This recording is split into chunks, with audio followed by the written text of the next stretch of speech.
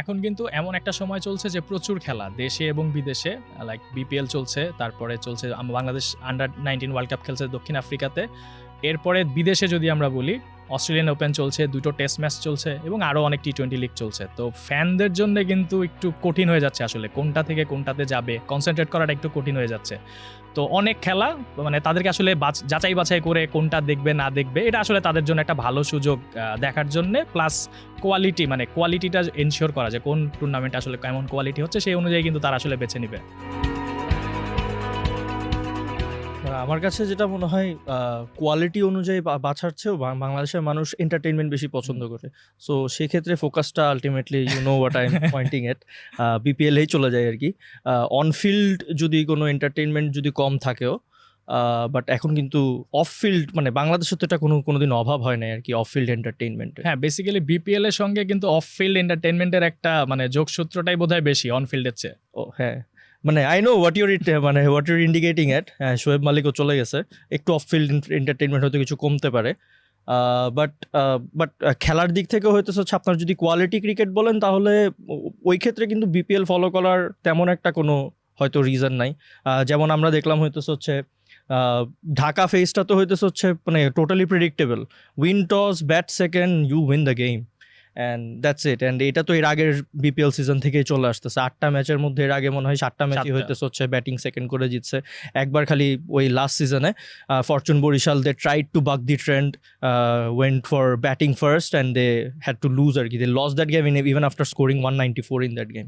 So ওই সিজনে আবার হইতেছে হচ্ছে লাস্ট ম্যাচটাই খালি সিলেট স্ট্রাইকার্স মনে হয় ব্যাটিং ফার্স্ট করে মানে সেকেন্ডে ব্যাট করে হেরে গিয়েছিল আর কি। সো আর এই সিজনে তো ঢাকা ফেস্টটা 8টা ম্যাচের 8টাতেই হচ্ছে সেকেন্ড টিম যারা করছে তারা। The only good thing is that হচ্ছে যে সিলেটে এসে ট্রেন্ডটা একটু ব্রেক হয়েছে, but and other than that it's remain the same. Mashrafe issue বলেন বা অন্য শোয়েব মালিক ইস্যু বলেন, এন্টারটেইনমেন্টের জিনিসের অভাব কখনো ছিল না। আচ্ছা, শোয়েব মালিকের ইস্যুটা নিয়ে যদি একটু ডিটেল বলা যায় আসলে, যে মানে আসলে কি চলছে, মানে যতদূর জানা গেছে যে মানে বেশ একটা তো হচ্ছে যে উনি বিপিএল ছেড়ে চলে গেছেন আর আসছেন না। উনার এরকম ক্লজ ছিল যে উনার হচ্ছে ফেরার কথা 4 তারিখের মধ্যে এবং 10 তারিখ পর্যন্ত উনার চুক্তি ছিল এবং এর মাঝখানের ম্যাচগুলো উনি খেলবেন। কিন্তু এরকম একটা কথা শোনা গেছে যে উনি টুর্নামেন্টের মাঝপথে টিম চেঞ্জ করে অন্য একটা টিমে খেলতে চেয়েছিলেন, যদিও কোনো কিছু ক্লিয়ার করা হয় নাই। এবং এটা নিয়ে অনেক কন্ট্রোভার্সি যে ওনারের ব্যাপারটা যদি আমরা বলি, যে শোয়েব মালিকের টিমের ওনার কিন্তু পরপর 2 দিনে 2 রকমের কথা বলেছেন। হ্যাঁ, আমি তো আপনাকে বললামই যে এন্টারটেনমেন্টের মানে অভাব থাকে না। তো এর আগের দিনই মনে হয় একটা টিভি চ্যানেলে উনি হয়তো বলেছেন যে the thing that he bowled 3 no balls, হ্যাঁ, kind of the number 3 goes with Shoaib Malik right now. যাই হোক, the thing that he bowled 3 no balls must be looked into by the anti corruption unit. হ্যাঁ, পরের দিনই আবার he gave a statement like হইতেছে হচ্ছে যে ভাই আমি এর আগের দিন আপনাকে বললাম হইতেছে হচ্ছে যে মানে কি ভাই আপনি এগুলো কেন করতেছেন, এখানে পরের দিনই কিন্তু আমি আপনার ভাই হয়ে গেলাম, like kind of same thing. পরের দিন হইতেছে হচ্ছে সে গিয়ে বলছে হইতেছে হচ্ছে শোয়েব মালিকের ইন্টেগ্রিটি নিয়ে অ্যাজ আ প্লেয়ার কোয়েশ্চেন করার কিছু না, he gave his best to us. এইসব জিনিস, এইসব রুমার্সগুলো হইতেছে হচ্ছে we need to brush aside all this rumours, এসব যা কিছু বলার সে ওভাবেই বলেছে। And then Shoaib Malik and his team also gave an official statement through Facebook, on Facebook. ওখানে তো তারা বলেছে হয়তো হচ্ছে যে মিসলিডিং কোনো কিছু যাতে বিশ্বাস না করে, হয়তো হচ্ছে প্রপার সোর্স থেকে যেটা আসে ওটাই যাতে বিশ্বাস করে। আরেকটা কথা কিন্তু বলেছিল যে Shoaib Malik he had a pre engagement in Dubai, যেটা আগের থেকে একটা প্রি এঙ্গেজমেন্ট এঙ্গেজমেন্ট অলরেডি, মানে নিউ এঙ্গেজমেন্ট। সো এটা যদি আগের থেকে প্রি হয়ে থাকে, আগে থেকে সেটেলড হয়ে থাকে, তাহলে ওর 10টা ম্যাচ খেলার যে ব্যাপারটা আসছে ওটা কতটুক আসলে না। বেসিক্যালি এটা বোধহয় ব্রেকের মধ্যে, লাইক 2 পর্বের ব্রেকের মধ্যে কি ছিল এই এঙ্গেজমেন্টটা, লাইক সিলেট এবং ঢাকার যে ফেসটার মাঝখানে যে 2 দিনের গ্যাপ। আমি যতটুকু জানি তার এনওসি ছিল হয়তো হচ্ছে till 10th of the February.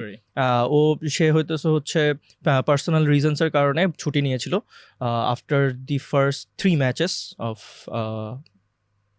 His side of the Dhaka face. So এরপরে চলে আসার কথা ছিল সিলেট ফেজের প্রথম দিনই মোস্ট প্রবাবলি, রাইট?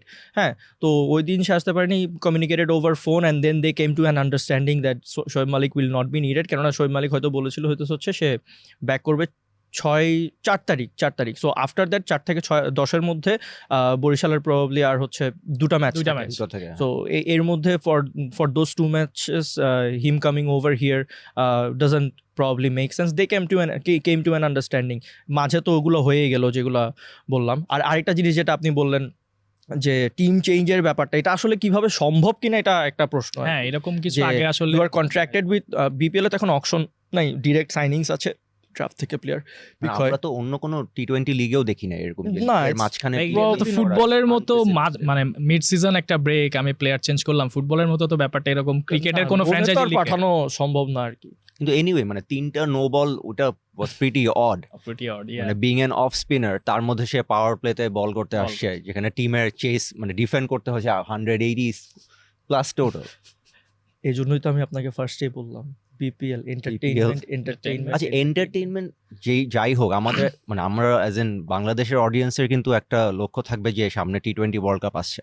সো এখানে আমাদের দেশের রাইজিং স্টার বা প্রমিসিং প্লেয়ার যারা, ওদের কি অবস্থা, এটা কিন্তু জানার জন্য একটা বিপিএল ফলো করার একটা ইনসেন্টিভ থাকছে। কিন্তু আসলে বাংলাদেশের প্লেয়াররা কতটা ভালো করছে এই পর্যন্ত সেটা একটা প্রশ্ন। এবং ওইখানেই হচ্ছে কিন্তু ওই যে মাশরাফির কথাটা চলে আসে। মাশরাফি কিন্তু কালকে বলেছেন যে আমার দিকে নজর না দিয়ে বরঞ্চ যারা আগামী 10 বছর দলকে সার্ভিস দিবে তাদের দিকে একটু নজর দেওয়া উচিত। তো মাশরাফির ইস্যুটা যেটা মানে দেখা গেছে যে উনি কালকে নিজেই জানিয়েছেন যে ওনার একটা চোট ইস্যু আছে, সেটা নিয়ে উনি খেলছেন। এবং উনি নিজে বলেছেন যে ওনার খেলার ইচ্ছা ছিল না, বাট ওনার যে ফ্র্যাঞ্চাইজির মালিক পক্ষ বলেছেন যে উনি মাঠে থাকলেই হবে। তো এই ইস্যুটা আসলে কিভাবে দেখছেন? এটা নিয়ে কিন্তু অনেক কন্ট্রোভার্সি, সমালোচনা, বিশেষ করে সামাজিক যোগাযোগ মাধ্যমে সমালোচনা তো হয়েছে। এবং মাশরাফির এক সময়ের যে সতীর্থ মোহাম্মদ আশরাফুলও কিন্তু এই ইস্যুটা নিয়ে কথা বলেছেন। এখন মাশরাফির মানে পারফরমেন্স যদি আমরা দেখি, মানে খুব কিন্তু ক্রিটিসাইজ করা যাচ্ছে না ওই সেন্সে। মানে সে প্রথম বলেই উইকেট পেয়ে গেল। গত ম্যাচে আমরা দেখলাম ওই উইকেট যেভাবে পাক, মানে competitive match after all. So আর এমনিতে লাস্ট ম্যাচেও দেখলাম যে 4 ওভারে 19 রান না 20 রানের মতন এরকম দিয়ে। এখন তার ক্ষেত্রে যেটা দেখা যাচ্ছে আলটিমেটলি মানে ওনারের উপর তো ডিপেন্ড করবে, এটা তো গিভেন। আর মাশরাফি নিজে খেলা ছাড়বে কি না ছাড়বে এটা একটা প্লেয়ারের মানে একান্তই ব্যক্তিগত ব্যাপার। তো এখানে তার কি আসলে মানে স্টেপ ডাউন করা উচিত for the sake of team, franchise or cricket in general? The thing is, if what is relayed from the team management is that we want you out there and it's not a national game, then probably no one should have an issue with it. But আমি আপনাকে যেটা বললাম যে probably came across a bit snarky, যে হয়তো যখন বললাম যে কিভাবে উইকেটটা পেলো, the উইকেটটা যেভাবে পেয়েছিল লাইক 3টা স্ট্রাইড নিয়ে বল করে, and the ball was মানে এমন একটা বল ছিল, it could have been hit anywhere. হ্যাঁ, লেগ সাইডে যে কোনোখানে ছক্কা মারা যেত, বাট মানে আউটফিল্ডে ওটা ওখানে ক্যাচ হয়ে গেল। এরকম তো হয়, মানে এরকম বলে তো উইকেট দেখি ক্রিকেটে। আর মাশরাফি কিন্তু এরকম শর্ট রান আপে আগেও বোলিং করেছেন। আমি 3 স্টেপ না হয়ে যদি 7 স্টেপ হয়, খুব কি ডিফারেন্স মেক করবে? পেসের ব্যাপারটা ওখানে কোনো তেমন একটা ডিফারেন্স মেক করবে না। আপনি আশরাফুলের কথাটা যেটা আনছেন সেটা হচ্ছে কি যে প্রথম 2 ম্যাচে ওই রেজাউর রহমান রাজা সে হয়তো জায়গা পায়নি। So obviously when you play Mashrafe, there is a place যেখানে আপনি তো 11 জনই মাঠে নামাতে পারবেন। মাশরাফিকে তো 12th ম্যান হিসেবে কখনো নামাতে পারবেন না, যে মাঠে থাকছে। তো টিমের এটা ফ্র্যাঞ্চাইজির একটা ডিসিশন। সো ওখানে আসলে আর কিছু বলার নেই। বাট ইফ ইউ সে যে he is occupying the space of some national cricketers, to be honest franchise cricket মানে বাংলাদেশের বিসিবি প্রথমত এবার যেটা বললো যে ফ্র্যাঞ্চাইজ ক্রিকেটের থ্রুতে আমরা হচ্ছে টি20 ওয়ার্ল্ড কাপের জন্য প্রিপারেশন নিব, platform to test the cricketers who will be up for the T20 tournament. Is franchise tournament মানে ফ্র্যাঞ্চাইজ টুর্নামেন্ট তো বেসিক্যালি থাকে হচ্ছে ফ্র্যাঞ্চাইজিরা তাদের প্রফিটের জন্য সব কিছু যেটা করার মনে করে করবে। হ্যাঁ, মাশরাফিকে তারা ব্র্যান্ড ইমেজ হিসেবে যদি দেখতে চায়, তাদের কাছে যদি মনে হয় করতে পারে, কোনো সমস্যা নেই। তো এইখানে আমি কিন্তু এটা একটা ন্যাশনাল কোনো মানে প্ল্যাটফর্ম না যেখানে সব মানুষরা এসে সব বিদেশের মানে ফরেন প্লেয়ার্সরাও খেলছে। হ্যাঁ, ইউ ক্যান এক্সপেক্ট যে প্লেয়ার্স উইল পপ আপ এই ইয়ার থ্রুতে, যে একটা কম্পিটিটিভ ক্রিকেট হবে, এই ক্রিকেট খেলে ন্যাশনাল টিমেও ভালো প্লেয়ার চলে আসবে। হ্যাঁ, সেটা আপনি এক্সপেক্ট করতে পারেন, বাট এইটা আসলে আপনি পয়েন্ট আউট করতে পারেন না হচ্ছে যে কেন হয়তো মাশরাফি খেলছে, ওর জায়গায় তো রাজা খেলতে পারতো, who is a prospect for which was pointed out by Mohammad Ashraful. Raza 1 match খেলেছে, 2 ম্যাচ প্রথমে পায়নি। সো এইটা আসলে আমার কাছে মনে হয় না যে তেমন একটা মানে এটা নিয়ে বলার কিছু আছে আর কি। মানে as far as the- মাশরাফিও তো মোস্ট প্রবাবলি বলেছে হচ্ছে যে জবাব দেওয়ার আসলে কিছু নাই কিছু আর নাই। কি। সো বেসিক্যালি আসলে এখানে আসলে জবাব দেওয়ার আসলে তেমন কিছু থাকে না। আমরা যদি ওনারদের কথা ভাবি, এখানে রেভিনিউ শেয়ারিং এর কোনো ব্যবস্থা নাই, তো এখানে তারা তো সব বেস্ট ডিসিশনটাই নিবে যেটা তাদের হ্যাঁ সুবিধা হয়। তো ওইটাই তো Star it feel players, like যে হ্যাঁ ব্র্যান্ড মাশরাফি থাকাতে যদি তাদের ব্র্যান্ড ইমেজ ইমপ্রুভড হয়, তো এটা আর আলটিমেটলি blame them. একজন প্লেয়ার তো কখনোই চাইবে না, মানে একটা প্লেয়ার তো চাইবে তার ক্যারিয়ার এক্সটেন্ড হোক, মানে এটা তো নর্মাল সেন্স। এখন তাকে খেলাবেন কি খেলাবেন না এটা তো আসলে ফ্র্যাঞ্চাইজির ডিসিশন বা তার টিমের ডিসিশন। এবং উনি নিজে কিন্তু বলেছেন যে উনি এবার খেলার জন্য মানে প্রস্তুত ছিলেন না কাইন্ড অফ, কারণ হচ্ছে যে তার একটা ইনজুরি কনসার্ন আছে। তো তারপরও যে উনি খেলেছেন এবং পারফর্ম কতটুকু করবেন সেটা তো আরও সামনে বোঝা যাবে। তো আলটিমেটলি আসলে মানে সমালোচনার জায়গাটা হয়তো বা ওই যে আশরাফুলের যে ব্যাপারটা, উনি হয়তো একটু ডিফারেন্ট ওয়েতে ওইটা ফ্রেজটা দাঁড় করাইতে পারতেন আসলে, যে একদম মাশরাফিকে উদ্দেশ্য না করে নাকি। মেবি উই ফলো ক্রিকেট, হ্যাঁ, অ্যান্ড আমাদের তো হইতেছে হচ্ছে স্পোর্টসই হইতেছে হচ্ছে আমাদের সব কিছু, হ্যাঁ। তো সেই জায়গা থেকে আশরাফুলের দিকটা যদি দেখা যায়, সে he is a former cricketer. Probably what came across odd to him হইতেছে হচ্ছে যে the way he went up and bowled. সে কিন্তু মাশরাফি কিন্তু মাঠে এসেও যে বিপিএল যখন আগের দিন মানে বিপিএল এর শুরুর আগের দিনও মনে হয় সে প্র্যাকটিস করে মাঠে এসেছে, একবার গল্প গুজব করেছে। So he is in that kind of mood right now, and you can't expect a player like who is 40-year-old who has given his everything for the country, the best ever skipper of the country, আপনি ওনাকে এখন expect করতে পারেন না হচ্ছে to deliver his best আর কি। আর উনি তো নিজেই বলেছেন হচ্ছে যে হি the fact that he is playing, it's not an ideal situation, not for BPL, not for the entire tournament আর কি, হ্যাঁ।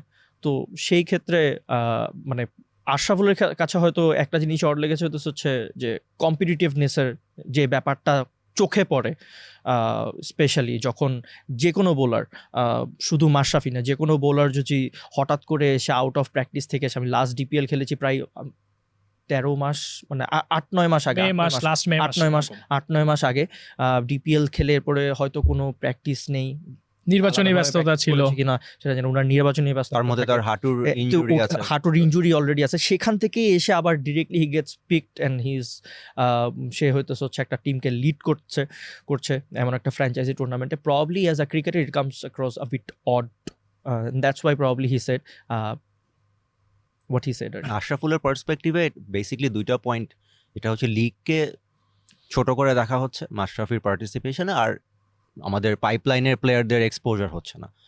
এই জিনিসটাই আমার সমস্যা ভাই। কেন? যে পাইপলাইনের প্লেয়ারকে তুমি ফ্র্যাঞ্চাইজি লিগে কেন দেখবা? ওইটাই এখন আশরাফুলের পয়েন্ট, আলটিমেটলি ফ্র্যাঞ্চাইজি ডিসিশন। তো মাশরাফি ইস্যুতে আমরা কথা বলছিলাম, ইনজুরি বা চোটের একটা ব্যাপার। তো সাকিব আল হাসান বাংলাদেশ টিমের ক্যাপ্টেন, তার ক্ষেত্রেও কিন্তু সেম ব্যাপারটাই আছে, তিনি চোখের রেটিনার সমস্যায় ভুগছেন। এবং গতকালকের ম্যাচে আমরা যেটা দেখলাম যে উনি সিঙ্গাপুর থেকে আসার পরে গতকালকে উনি একটা ম্যাচ খেলেছেন, 4 বলে 2 রান করে আউট হয়ে গেছেন, ব্যাটিং করেছেন 8 নম্বরে। 7 বছর পর উনি বিপিএল 8 নম্বরে বোলিং করেছেন, ব্যাটিং করেছেন। এবং ব্যাপারটা হচ্ছে যে তাকে যেই সিচুয়েশন যেটা দাঁড়াচ্ছে, যে তাদের কোচ যেটা বলেছেন যে হয়তো আরও নেক্সট ফিউ ডেজ যতদিন পর্যন্ত উনি একদম ফুল ফিটনেস না পান বা চোখের ব্যাপারটা ঠিক মতো না সারে, ততদিন পর্যন্ত কিন্তু ওনাকে স্পিন বোলিং অলরাউন্ডার হিসেবে দেখা যাবে, যেটা হচ্ছে যে সাকিব আল হাসানরে আমরা ধরে একজন আউট অলরাউন্ডার, মানে নাম্বার 1 অলরাউন্ডার। তো তিনি হয়তো বোলিং করবেন পুরো ওভারই, কিন্তু হয়তো ব্যাটিং করবেন 7-এ 8-এ বা নাও করতে পারেন যদি দলের প্রয়োজন না হয়। তো এই ব্যাপারটা আসলে কিরকম?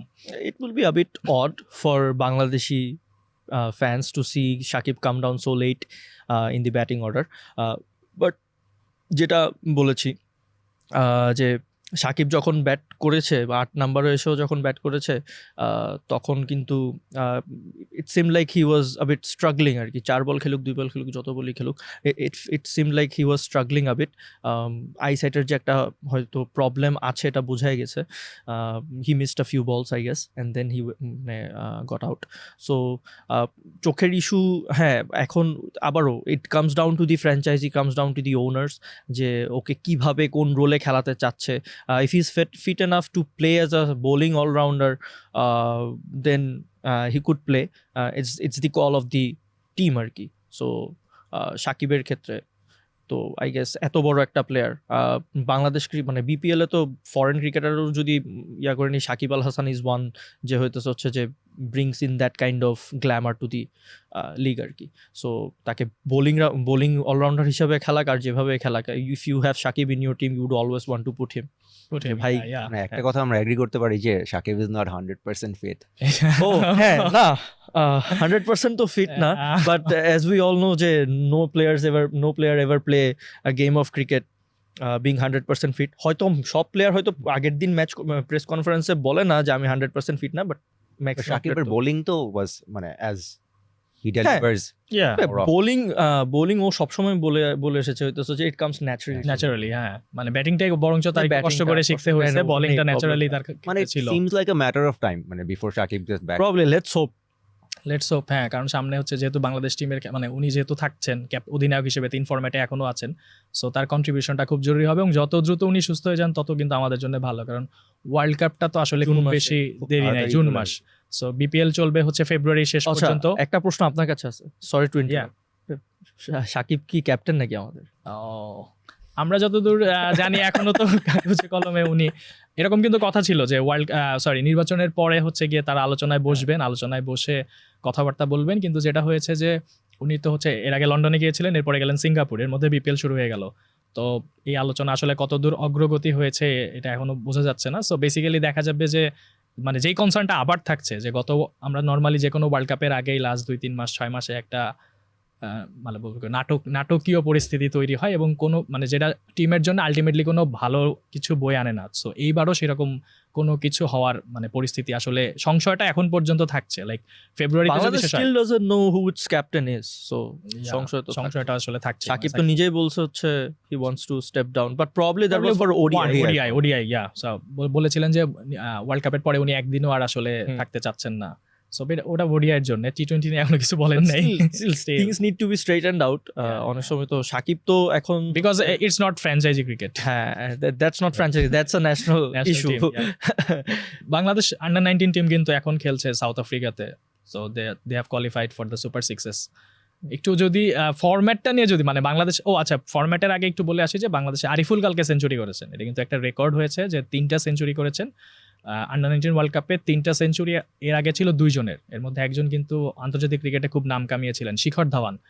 উনি 2004 সালের আসরে 3টা সেঞ্চুরি করেছিলেন। এরপরে ইংল্যান্ডের একজন সেঞ্চুরি করেছিলেন বার্নহাম, কিন্তু উনি আন্তর্জাতিক ক্রিকেটে কিছুই করতে পারেনি। মানে আরিফুলের জন্য কিন্তু আসলে দুইটা রাস্তাই, মানে উনি জানে যে এটা হইতে পারে ওটা হইতে পারে, ওর জন্য টোটালি ডিফারেন্ট রাস্তা হয়তো। হ্যাঁ, কারণ হচ্ছে বার্নহাম আর শিখর ধাওয়ান এক এডিশনে করেছে, হ্যাঁ বাংলাদেশ তো আমাদের আরিফুল সে তো 2 এডিশনে করেছে 3টা সেঞ্চুরি। প্রবাবলি দেখা যাক সে যদি 4টা করতে পারে দেন মেবি এখন তো totally different path then the other two, and will hope যে হয়তো হচ্ছে কিছু একটা ভালো দিকে যাক। আর আপনি যেটা বললেন যে ফরম্যাটের ব্যাপারে, মানে কি বলবো, it sounds a bit odd when we have to say Bangladesh qualified to the Super Sixes. মানে there's this thing, the Super 6 হয়, Super 12 হয়, হ্যাঁ Super 8 হয়, Super Sixes basically 2 groups.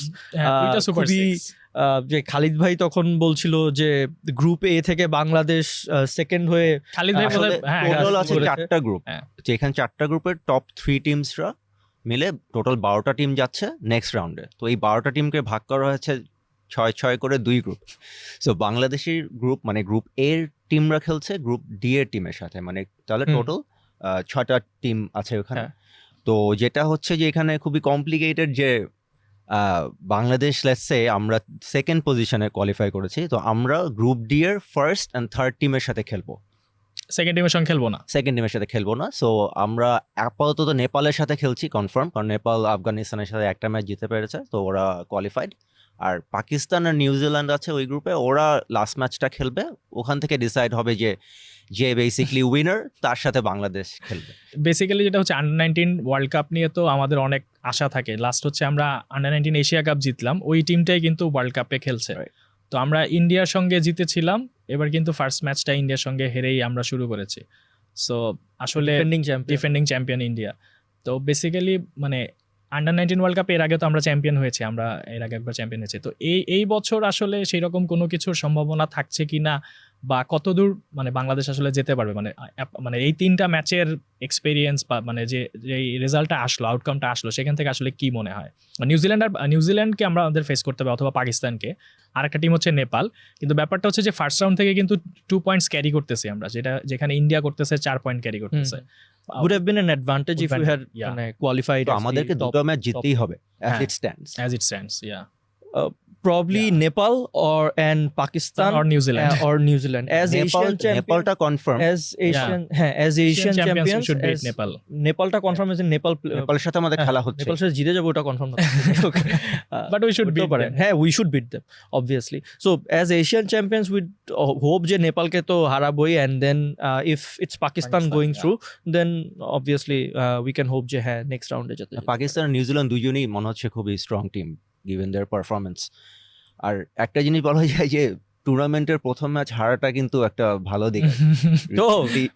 যা হয়েছে going back to the 2022 they can never forget. না 2022 থেকে আসলে যেসব 2022 এ যা হয়, these are carried till to even 2024 also. Even কিন্তু কুমিল্লা ভিক্টোরিয়ান্স বিপিএল এ ব্যাক করি, লিটনও কিন্তু বলেছিল যে ফার্স্ট ম্যাচটা হেরে যে এটা একটা এটা ভালো হয় আর কি, ব্যাপারটা এটা নিয়ে খুব বদার করে লাভ নাই আর কি। আচ্ছা, মানে আপনি আপনার বুঝতে পারেন আপনার শক্তির জায়গা, আপনার দুর্বলতার জায়গা, হয়তো একটু আরেকবার প্রথমেই খারাপটা খেলে ফেললাম। খালিদ ভাই কিন্তু একটু সাইড স্টেপ করে গেল একটা জিনিস, যে 2022 এ যা হয় এটা 2024 পর্যন্ত ক্যারি হয় আর কি, ডিসেম্বরে আমরা জানি আছে। আমরা জানি। আচ্ছা, আমরা কি অ্যাওয়ার্ড নিয়ে কোনো কিছু বলতে যাচ্ছি? না, বললাম হয়, ক্যারিড অন হয় এরকম। সো মানে ক্রিকেট নিয়ে যেহেতু কথাবার্তা চলছে, দুটো টেস্ট ম্যাচ চলছে, একটাতে অস্ট্রেলিয়া খেলছে ওয়েস্ট ইন্ডিজের সঙ্গে, আরেকটাতে হচ্ছে যে ইংল্যান্ড খেলছে ইন্ডিয়ার সঙ্গে, যেটা নিয়ে সবচেয়ে বেশি আসলে আলোচনা মানে চলছিল গত কিছুদিন যাবত। এর কারণটা হচ্ছে যে ইংল্যান্ড যে গত 2 বছর ধরে যে বাসবল যে ব্যাপারটা ক্যারি করছে, তাদের যে একটা way of playing cricket, aggressive cricket, তো সেইটা আসলে ইন্ডিয়ার কন্ডিশনে, ইন্ডিয়াতে যেহেতু স্পিনিং উইকেট হয়, স্পিনিং ট্র্যাক হয়, তো সেক্ষেত্রে সেখানে কতটা কাজে লাগাতে পারবে। এবং এখন পর্যন্ত এই ম্যাচটাতে যেটা দেখা গেছে, সেটাতে কিন্তু আসলে বাসবলটা আসলে কাজ করেনি, বরঞ্চ ইন্ডিয়ায় একটা রিভার্স বাসবল আসলে খেলে ফেলেছে। হ্যাঁ, মানে যে খেলাটা যখন দেখছিলাম তখনই আমার কাছে মনে হলো যে কিরে ভাই, তো রিভার্স বাস বলেই চলতেছে। জয়সওয়াল আসলো and then he gave India blistering start, and then সাথে তো ছিল রোহিত শর্মা, যে মানে any chance that he gets, doesn't matter if he is wearing the whites or the colourful jersey, doesn't matter to him, doesn't matter to this guy, বাজে ball দিবেন, hill punish you. So ওখানে মনে হয় প্রায় 10-12 ওভারের মধ্যে 80 রানের মতো হয়ে যায়। তো সেখানে যখন হচ্ছে ইংল্যান্ডের 246কে যখন আপনি তাড়া করে এই একটা স্কোর এত তাড়াতাড়ি করে ফেলবেন, it puts the opposition, specially if they are a visitor, it under tremendous pressure. So যেই প্রেশারটাতেই হচ্ছে তারা ফিল করেছে।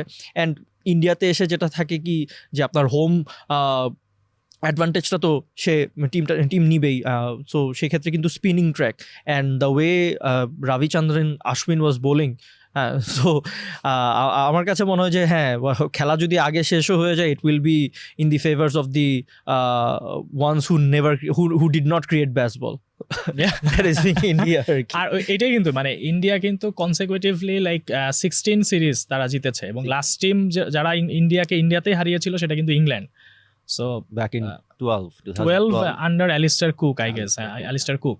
So basically যদি মানে ইংল্যান্ড আবার 12 বছর পরে আসলে হারাতে পারবে কিনা, মানে এমন একটা টিম যারা আসলে দেশের মাটিতে হারে না, টেস্টে হারে না, বেসিক্যালি এমন একটা উইকেট বানায়, এবং সেইখানে আসলে মানে ইংল্যান্ড মানে মনে হচ্ছে না আসলে মানে ইংল্যান্ডের আসলে বাসবলটা ওয়ার্ল্ড ওয়াইড কতটা, মানে এটার তো একটা কৌশল, যে কৌশলটা হয়তো ওরা ইংল্যান্ডে কাজে লাগিয়েছে, অস্ট্রেলিয়াতে কাজে লাগিয়েছে, কিন্তু সেটা আসলে স্পিনিং ট্র্যাকে কতটা আসলে কার্যকারিতা পাবে, মানে ওয়ার্ল্ড ওয়াইড একটা রূপ নিবে কিনা, সেটা আসলে বোধহয় এই সিরিজ দিয়েই বোঝা যাবে। প্রবাবলি এই সিরিজেই বোঝা যাবে যে and the thing is England they vowed kind of vowed after 2015 World Cup যে they'll be playing cricket in a very different manner, regardless of the format, always aggressive cricket খেলবে. So this is the thing that they fixed, যে আমরা এইভাবেই cricket খেলে যাবো, ওভাবে তারা একটা ওয়ার্ল্ড কাপ জিতেছে, and then they had successes.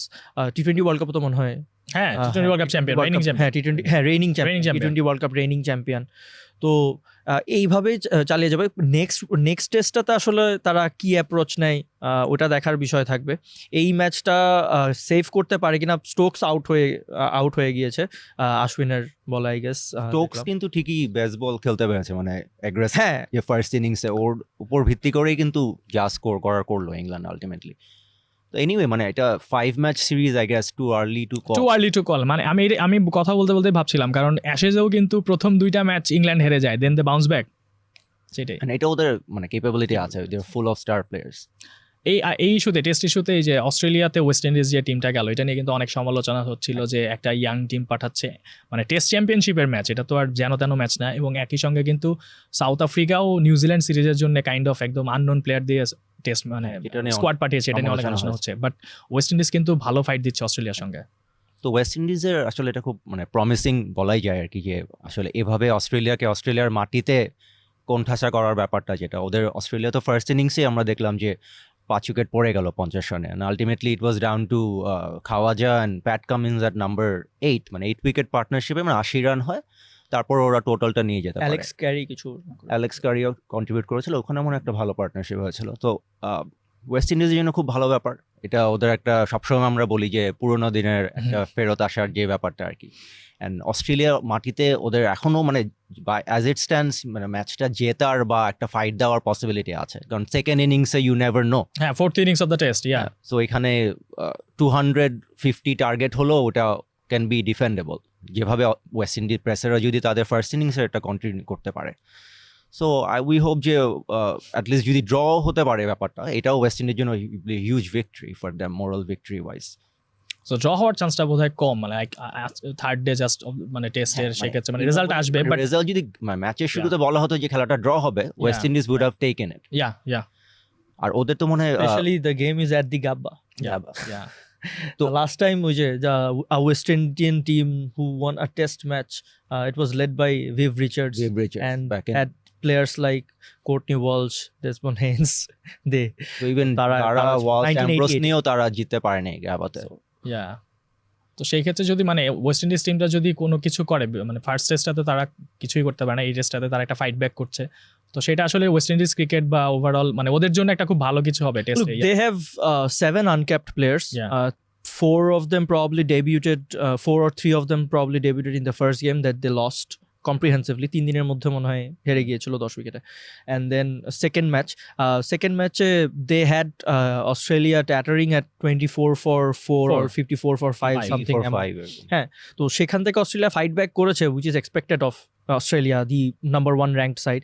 Kemar রোচের পরে কিন্তু এসে বলেছে যে these guys are hungry to prove themselves আর কি, যে আগে while playing against the number 1 world side, number 1 test ranked side, তখন they have this urge to do better আর কি, স্পেশালি আফটার ওয়েস্ট ইন্ডিজেরই একজন ফর্মার প্লেয়ার সে বলেছে হচ্ছে যে sending this uncapped players R sending this inexperienced group of team to Australia, it's like sending lambs to slaughter. So probably they just want to show that they are not only lambs. Obviously মানে, এবং নতুন যারা আসছে তাদের জন্য আসলে এটা খুব বড় সুযোগ, মানে অপরচুনিটি যেটাই হোক সেটা আপনি অস্ট্রেলিয়াতেই পান না কেন, মানে সবচেয়ে কঠিন জায়গাতেও যদি পান, সেখানে যদি আপনি ভালো করেন, এটা আপনার ক্যারিয়ারের জন্য কিন্তু একটা বিশাল বুস্ট, যে ফার্স্টেই আপনি এরকম একটা সুযোগ পেয়ে গেলেন। তো ক্রিকেট নিয়ে অনেক আলোচনা হলো। ফুটবলে যদি যাই, আমরা জানি আমাদের খুব পছন্দের একজন কোচ ট্যাকটিশিয়ান ইউর্গেন ক্লপ খুব আচমকা ঘোষণা, কিন্তু মানে যখন দেখছিলাম তখন কিন্তু ফার্স্টে আসলে বিশ্বাস হতেই চায় না, মানে হঠাৎ করে, কারণ লিভারপুল পয়েন্ট টেবিলের ফার্স্টে তারা আছে, সিটির সঙ্গে তাদের 5 পয়েন্টের গ্যাপ। সো এইরকম একটা সিচুয়েশনে উনি হঠাৎ করে ঘোষণা দিলেন, এবং যে এই মৌসুমে শেষে মানে 8-6 মাস পরে লিভারপুলের ডাগ আউটে ক্লপকে দেখা যাবে না আসলে। সো মানে এই ব্যাপারটা কেমন লেগেছে আসলে? ওর যে এক্সাইটমেন্টটা, গোলগুলোর পরে ওর যে সেলিব্রেশন গুলো আমরা দেখি আসলে, ইভেন আমরা ডটমন্ড থেকেই দেখে আসছি ক্লপের অ্যানিমেটেড ক্যারেক্টার, ও যেভাবে আসলে মানে লিভারপুলের হয়ে যে তার মানে সাকসেস রেট যদি আমরা এটা বলি, এখন ক্লপ যাওয়ার পর এই ভ্যাকিউমটা ফিল করার জন্য নেক্সট ইন লাইন যে থাকবে তার জন্য অনেক প্রেশার হয়ে যাবে। আইরনিক্যালি আপনি যে কথাটা বললেন ক্লপকে আমরা সবাই অ্যানিমেটেড ক্যারেক্টার হিসেবে জানি, ironically he said he is running out of energy, he has run out of energy, and that's premier লিগের that's the main reason that he is stepping down, but maybe হচ্ছে যে ওই সব animated celebrations and everything আসলে took a lot out of him. Manchester city মানে কথা তো হচ্ছে লিভারপুল, কিন্তু নিজেও লিভারপুল নিয়ে বলি না, যারা হচ্ছে এনার্জিটা নিয়ে নিল কারা। Yeah.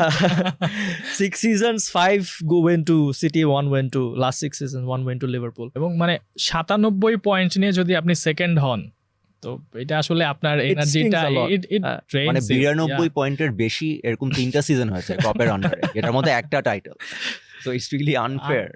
But the thing is, Pep Guardiola সে তো বললো হচ্ছে যে মানে ক্লপকে অনেক প্রেজ করলেন everything, and then he said হচ্ছে finally I'll get some good sleep, he'll be able to sleep a bit better now that Klopp will no longer be in the Liverpool dugout আর কি। It goes for him as well, যে আপনি চিন্তা করে দেখেন যদি 90-এর ঘরে থেকে একটা টিম জিতছে, দুইটা টিম থাকছে, so একটা team one is winning, the other is losing, so it's draining for the two camps আর কি, both the camps, like গার্ডিওলার কিন্তু মানে he had to face problems due to Klopp. Yeah. এবং মানে success রেটটা যদি এটা নিয়ে কথা বলতেছিলাম, যে সাকসেস রেটটা যদি বলি, লিভারপুলের একটা মানে প্রিমিয়ার লিগ এরাতে তাদের কোনো শিরোপা ছিল না, দেন হচ্ছে গিয়ে ক্লপ এসে সেটা জেতালেন, চ্যাম্পিয়ন্স লিগের ফাইনাল, চ্যাম্পিয়ন্স লিগের শিরোপা জেতালেন। তো মানে ক্লপের আসলে এই ভ্যাকুয়ামটা মানে পূরণ করাটা আসলে কতটা কঠিন হবে, বা নেক্সট ইন দ্য লাইন কারা আসলে থাকতে পারে? নেক্সট ইন দ্য লাইন ক্লপের ওখানে যা দেখলাম in kind of fits Xabi Alonso. Klopp যখন এসেছিল 2012-13 মনে হয় টানা বুরুশিয়া ডটমুন্ডকে শিরোপা জিতিয়ে, বুন্দেসলিগা জিতিয়ে তারপরে এসেছিল। Since then for the last decade Bayern has ever been troubled আর কি। হ্যাঁ, যে হ্যাঁ অবভিয়াসলি মনোপলিই চলে বুন্দেসলিগাতে, যা ওয়ে বায়ার্ন অপারেটস।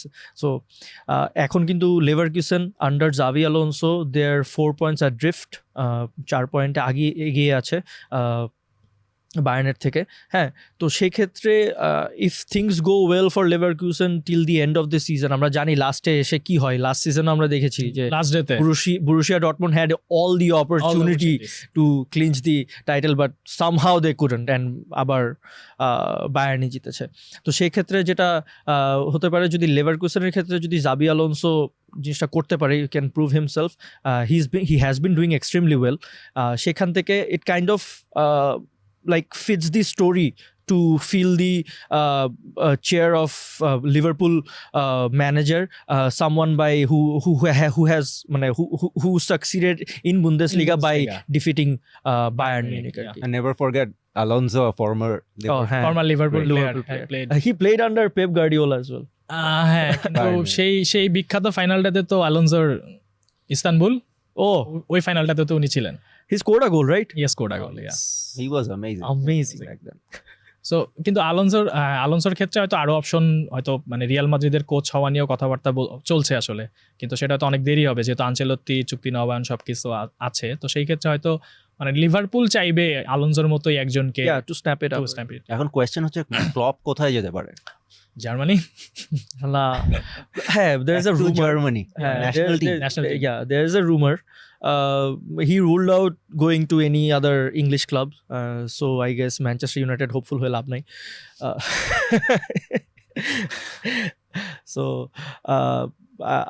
জার্মানিতে হয়তো তার হতে পারে। Nagelsmann, he is a bit struggling, Germany টিমটাই has struggling a bit for a while now, so if there is a change of pace হয়তো যেতে পারে। It's not no, মানে Klopp hasn't ruled it out yet. মানে আমার কাছে মনে হয় যে মানে ন্যাশনাল টিমের ট্রানজিশনটা would be a bit premature for Klopp. মানে এখনো আমরা চাবো যে for someone like Jurgen Klopp to be a constant figure club ফুটবলেই, এলিট ফুটবলেই থাকুক। Elite football, so national team elite না, এলিট ক্লাব ফুটবল যেখানে আমরা ম্যাক্সিমাম ম্যাচেস দেখতে পাচ্ছি এখন। হ্যাঁ, এটাও কিন্তু একটা কারণ যে মানে এত pack schedule and everything is taking the brunt of the maximum matches এগুলো dude he said he is out of energy energy হ্যাঁ এনার্জি নাই আপনি আর কেন সবাই এখন প্রিমিয়ার লিগে হোয়াট ডিড হি এক্সপেক্ট না মানে হ্যাঁ সবসময় তো বলে মানে প্লেয়াররাও বলে যে প্রিমিয়ার লিগ ইভেন থার্ড সিজনে Mourinho was running out of energy and Mourinho never runs out of energy. And Guardiola নিজেও মানে সে বেশ কয়েকবার বলেছে যে থাকে না এই থার্ড সিজনের পর হয়তো পারবে না, কিন্তু এখন সে maybe he sort of recovered his mojo in a way after that treble winning season করতে পারছে। সো ক্রিকেট ফুটবল অনেক আলোচনা হলো, এখন যেটা মানে ফাইনাল নিয়ে কথা বলতে পারি সেটা হচ্ছে অস্ট্রেলিয়ান ওপেনের ফাইনাল টেনিস হিস্ট্রি একটা হ্যাঁ এরকম মানে জোকোভিচ ছেড়ে গেছেন তো মানে এটা কাইন্ড অফ একটা শকিং মানে যেইভাবে হচ্ছে এখনো মানে ফেদেরার নাদালের পরে জোকোভিচ এখনো খেলে যাচ্ছেন এবং অস্ট্রেলিয়ান ওপেনে তার যে রেকর্ড সো সেই রেকর্ড হিসাব করলে যে খুবই শকিং একটা রেজাল্ট, বাট একই সাথে হচ্ছে যে নতুন মানে যারা টেনিস তারকা উঠে আসছে তাদের জন্য মানে সেই ব্যাচটাকে নিয়ে একটা উৎসাহী হওয়ার মতোর ব্যাপার। সো সেই ফাইনালটা নিয়ে যদি একটু আলোচনা করি। সেমিফাইনালে যাওয়ার আগে এটা বলা উচিত যে মানে জোকোভিচ মানে হারাটা শকিং ছিল গিভেন ওর ট্র্যাক রেকর্ড। অস্ট্রেলিয়ান ওপেনে কত 10টা সেমিফাইনাল খেলেছে, ফাইনাল খেলেছে, ইভেন কোনোটাতেই হারেনি। 2018-এর পরে কোনো ম্যাচ হারেনি, 33 ম্যাচের unbeaten streak and everything. So জোকোভিচকে মানে ইভেন ফেডারার নাদাল তো 2022-এও 2টা গ্র্যান্ড স্ল্যাম জিতেছে, তো এরপরে ইনজুর হওয়ার পরে সব কিছুতে কথা হচ্ছিল যে জোকোভিচ হচ্ছে লাস্ট ওল্ড গার্ড, তো ওর is a matter of time যেখানে এতগুলো নতুন ভালো ভালো প্লেয়ার যেটা বিগ 4 বা বিগ 5 যেটাই বলি they are knocking at the door and it's just a matter of time or a matter of tournament ফল করবে। কিন্তু আমরা কিন্তু গত বছরও দেখেছি যে অ্যালকারাজ উইম্বলডন জিতলো, সবাই বলছিল যে এই শেষ এন্ড অফ এন ইরা। তারপরে জোকোভিচ আবার 2000 যেটা বছরের শেষ গ্র্যান্ড স্ল্যাম যেটা ইউএস ওপেন ওটা জিতলো, তার আগের বছরে মেডভেডেভ ইউএস ওপেন জিতেছিল, এরপর আবার জোকোভিচ came back to win Australian Open and the Wimbledon French Open rather. তো এইটা হয়ে আসতেছে এখন মানে এইটা কতটুক সারপ্রাইজিং ছিল, বা আমরা যদি বলি যে হ্যাঁ মানে it was coming at the same time shocking given জোকোভিচের রান, বাট আলটিমেটলি জোকোভিচকে যে হারিয়েছে ইয়ানিক সিনারের কিন্তু মানে সবাই এটা টুর্নামেন্ট আগেই বলছিল যে সবাই নড়ে চড়ে বসেছে গত বছরে তার পারফরমেন্স দেখে যে he'll be force to be reckon with. So এবার তার খেলার ধরন বা কারেন্ট ফর্ম সব কিছু মিলে জোকোভিচকে যেভাবে হারালো, তো এটা খুবই ওভাবে মানে এইটাই স্টান করতে পারেনি, কারণ খেলার ধরন হোক। আর আমরা গত বছর দেখেছি যে 3টা ম্যাচ খেলেছিল জোকোভিচের Sinner in a span of 12 or 11 days, Davis কাপে একবার আর যেটাতে ইটালি জিতেছে ফর দ্য ফার্স্ট টাইম, আর এটিপি ফাইনালস যেটা হয় বছরের শেষ সবচেয়ে প্রেস্টিজিয়াস টুর্নামেন্টটা, ওখানে 2বার খেলেছিল। সো 2বারের মধ্যে গ্রুপ একবার হারে সিনার আর একবার জিতে, তো বেসিক্যালি ফাইনাল যে ম্যাচটা অল ইম্পর্টেন্ট ফাইনাল ওখানে জোকোভিচ জিতে যায়। তো আলটিমেটলি সিনার যেভাবে হারিয়েছে মানে ইট ওয়াজ মানে ভেরি ওয়ান সাইডেড ম্যাচ। এটা আমরা যারা মানে জোকোভিচকে এভাবে হারতে দেখাটা was pretty odd, even though he came back to win the third set, তাও টাইব্রেকারে হ্যাঁ এটাই কোনো ব্রেক পয়েন্ট সে পায়নি। এটা জোকোভিচের ক্যারিয়ারে মনে হয় গ্র্যান্ড স্ল্যাম হিস্ট্রিতে এটা ওর জন্য ফার্স্ট টাইম এক্সপিরিয়েন্স যে কোনো ব্রেক পয়েন্ট ছাড়া সে একটা ম্যাচ হেরে বসছে।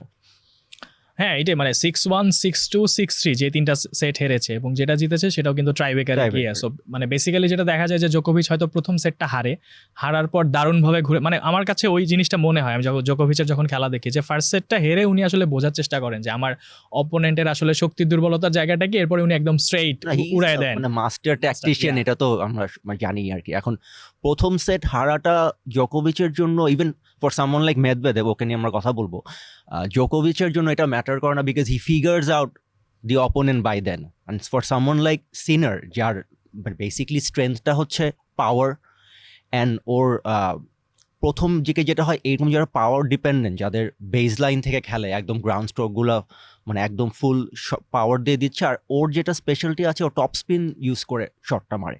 তো টপ স্পিন দিলে যেটা হয় যে বলটা আরও ল্যান্ড করার পর আরও ফাস্ট হয়। তো এখানে যেটা হয় যে it appears more ফাস্টার than it what is যখন শটটা খেলা হয়। সো এখান থেকে দেখা যাচ্ছে যে মানে জোকোভিচ ওয়াজ মানে বাউন্ড টু কাম ব্যাক, মানে খেলাটা যদি ফোর্থ সেটে যেত ফোর্থ সেটে জিততে পারতো তখন কিন্তু স্টিভেন্স হয়ে যেত ফিফথ সেটে, কারণ তখন ব্যাপারটা হয়ে যেত যে র্যালি বেড়ে যেত, খেলাগুলো টপ মানে ব্যাক স্পিনগুলো coming in to play, more like rally, লম্বা র্যালি এগুলো হচ্ছে। কিন্তু সিনার দেখা যাচ্ছে একদম দাপটের সাথেই, মানে ফোর্থ সেটেও সে আনফেস ছিল। ওরও কিন্তু first time semifinal, second time semifinal ছিল এটা ওর যাতে। হি ব্রোক আউট ইন 22-তে সে কোয়ার্টার ফাইনাল খেলেছিল 2-3টা ইভেন্টে গ্র্যান্ড স্লামে। এরপর গত বছরে একটা সেমিফাইনাল খেলে, ওটা মোস্ট প্রবলি উইম্বলডনে। আর এবার সে এখন ফার্স্ট টাইম এগেইনস্ট জোকোভিচ, যার রেকর্ড সবকিছু ইন হিজ ফেভার। আলটিমেটলি এইভাবে জিতে যাওয়াটা বোঝাই যাচ্ছে যে he is unfazed by the pressure or the to be honest আসলে কি অতটাই শকিং ছিল জোকোভিচের সাথে? ওই যে একটা চ্যারিটি ইভেন্টে দেখলাম ওর ফুল পাওয়ার সার্ভে হচ্ছে ফুল পাওয়ার স্মিথ রিটার্ন বাউন্ডারিতে 6 মেরে দিয়েছে। হ্যাঁ, মানে obviously I'm kidding, we all know Djokovic and what he can. জোকোভিচ এটা কিন্তু দেখা যাচ্ছে টুর্নামেন্ট শুরুতে he had some injury issues, risk নিয়ে একটা ব্যাপার ছিল। তো ওগুলো সবাই ধরে নিয়েছিল যে মাইনর নিগলস হবে অ্যান্ড এভরিথিং। তারপরও কিন্তু রাউন্ড 1 রাউন্ড 3তেও সেট হেরে ম্যাচগুলো জিতে। তো নর্মালি আমরা এক্সপেক্ট করবো টপ সিডেড প্লেয়াররা হচ্ছে স্ট্রেট সেটে জিতবে, বাট জোকোভিচ কিন্তু ওটা করে আসেনি। আর at the same time on the opposite side Sinner একদম স্ট্রেট সেটে, মানে ও মনে হয় কোনো সেটই হারেনি। ইনফ্যাক্ট জোকোভিচ ওয়াজ দ্য ফার্স্ট প্লেয়ার এই অস্ট্রেলিয়ান ওপেন এই জায়গায় সেট হারালো। সো আর হচ্ছে যে সিনারের যে ফাইনালের অপোনেন্ট, তাকে নিয়েও একটু যদি আলাপ করি আমরা। মেদভেদেভ ওর মানে এখন ফ্যাসিনেটিং ব্যাপার হচ্ছে যে ম্যাচ আপ যেটা হচ্ছে মেদভেদেভ ভার্সেস সিনার, এটা ভেরি এন্টারটেইনিং একটা ম্যাচ হবে, কারণ দুইজনের খেলার স্টাইল কন্ট্রাস্টিং। আর মেদভেদেভ যেটা দেখা যায় হি ইজ মানে জোকোভিচের মতোই আর কি, master at grinding out results. মানে ওকে যদি মানে ও ফার্স্ট সেটে হারলে ওর ম্যাটার করছে না, কারণ ও সবসময় 5 সেটে খেলাটা নিয়ে একদম শেষ পর্যন্ত নিয়ে একদম টায়ার আউট করে হারাবে। লাস্ট সেমিফাইনালে যেটা হয়েছে যে আছে ও কিন্তু বলেছিল একবার যে হি ইজ ভেরি বোরিং, মানে ওর খেলার স্টাইল, কারণ ও আসলে খেলতে দেয় না বেসিক্যালি আর কি। তো মেদভেদেভের খেলার স্টাইল যেটা ওর মানে ওর গ্রাউন্ড স্ট্রোক গুলো সিনারের মতো অত পাওয়ারফুল না, কিন্তু সে বেসিক্যালি সবসময় মানে বেস লাইনে বলগুলো ডিপে খেলতে পারে আর কি। তো সবসময় আপনাকে ফোর্স করবে যে একটা এক্সট্রা শট খেলতে। তো এবার অস্ট্রেলিয়ান ওপেনে দেখা গেছে যে মেদভেদেভ ফাইনালে আসার পর্যন্ত 3টা ম্যাচ বোধহয় 3টা 5 সেটের ম্যাচ সে জিতে আসে, যেটার মধ্যে লাস্ট ম্যাচটা তো খুবই এন্টারটেইনিং ছিল। হ্যাঁ, প্রথম 2 সেট হেরে সে জিতে যায়। তো Medvedev is has been one of the best players in the circuit, মানে টপ 3 টপ 4 আমরা ইজিলি বলতে পারবো। ইভেন 20 ও তো ইউএস ওপেন চ্যাম্পিয়ন, ইভেন এটা ওর 6 নম্বর ফাইনাল হচ্ছে গ্র্যান্ড স্লামে। তো এক্সপিরিয়েন্স ওয়াইজ মেদভেদেভ অনেক আগায় আছে সিনারের চেয়ে, বাট সিনার খুবই এক্সাইটিং একটা প্রজেক্ট, আসলে এক্সাইটিং প্রসপেক্ট। মানে বলা যাচ্ছে যে আলকারাজ আর সিনার মনে হয় রুল করতে পারে উইথ মেদভেদেভ, যদি আমরা বলি একটা জেভরেভ ওইখানে আছে। তো মেদভেদেভের সাথে দেখা যাচ্ছে সিনারের হেড টু হেড যদি আমরা দেখি যে it's if I am not wrong it's 6-3 at the moment, কিন্তু লাস্ট 3 ম্যাচই সিনার জিতে যায়। সো এটা এটিপি সার্কিটের যেই মেজর টুর্নামেন্টগুলো হয় ওখানেই এটিপি ফাইনালস ছিল। তো রিসেন্ট রেজাল্ট জাস্ট লাইক জোকোভিচের যে আপার হ্যান্ড ছিল, মেদভেদেভের সেই মানে প্রবাবলি ও একটা ফিগার আউট করে ফেলেছে একটা ওর যে গেমের উইকনেস ছিল, যেটা হয় নতুন প্লেয়ারের একটা উইকনেস থাকবে, হয়তো টপ ব্যাকহ্যান্ড ভালো থাকে বা ফোরহ্যান্ড ভাইস ভার্সা। তো এখানে মেদভেদেভের সাথে ম্যাচ আপটা খুব অ্যামেজিং, যে এক্সপিরিয়েন্স ভার্সেস সিনার। তো সে তো আনস্টপেবল ফোর্স, যে the one thing that propels them, the young guns, is that they have this belief that they can win any game going into any type of tournament. কিন্তু এটা এখন কিন্তু বলা যাবে না সাব্বির যে ওল্ড গার্ড মানে জোকোভিচের টাইম শেষ, মানে জোকোভিচ নিজেও কিন্তু বাজে ম্যাচ খেলি নাই কখনো। এবং জোকোভিচ কিন্তু কালকে নিজেও বলেছেন মানে it's the worst game of যে ওয়ার্স্ট গেম খেললেও উনি কিন্তু বলেছেন যে it's not the beginning of the end, মানে উনি দেখতেছেন না আসলে, মানে 36 এখনো খেলার সুযোগ আছে। জোকোভিচের সবকিছু জিতে ফেলেছে, মানে 24 গ্র্যান্ড স্লাম, একটা জিতলে হিস্ট্রি রেকর্ড হবে। আর ওর যেটা এখনো যেটা মানে অধরা থেকে গেছে সেটা হচ্ছে অলিম্পিক গোল্ড। সো এইটা সে গতবার কেম ক্লোজ, বাট জেভরেভ জিতে যায়। তো এবার সেটা নিশ্চয়ই ওটার জন্য সে প্ল্যান করছে যে টু বি বেস্ট পসিবল। এই বছর তো অলিম্পিকও আছে, প্যারিস অলিম্পিক আছে। খেলা নিয়ে এই যে এইসব অলিম্পিকের ইস্যুতেই মনে পড়লো যে প্রচুর খেলা, কিন্তু আরেকটা এক্সাইটিং খুব এটা হতে যাচ্ছে জুন মাসে কোপা আমেরিকা, ইউরো একই সঙ্গে চলবে। সো ইউরোপের খুব বড় বড় ফুটবল টিম আমেরিকার বড় বড় ফুটবল টিমকে আমরা দেখতে পাবো। একই সঙ্গে তখন কিন্তু টি-20 ওয়ার্ল্ড কাপ চলবে, বাংলাদেশ খেলবে, তার কিছুদিন পরে অলিম্পিক আছে। সো মানে প্রচুর খেলা। So maybe this is the reason why Klopp dropped out to save out his energies. So Klopp আর গার্ডিওলা তো প্রিমিয়ার লিগকে 2 হর্স রেস বানাই ফেললো আর কি। এখন কি প্রিমিয়ার লিগ 1 হর্স রেস হয়ে যাবে নাকি ব্যাক টু দ্য ক্লাসিক?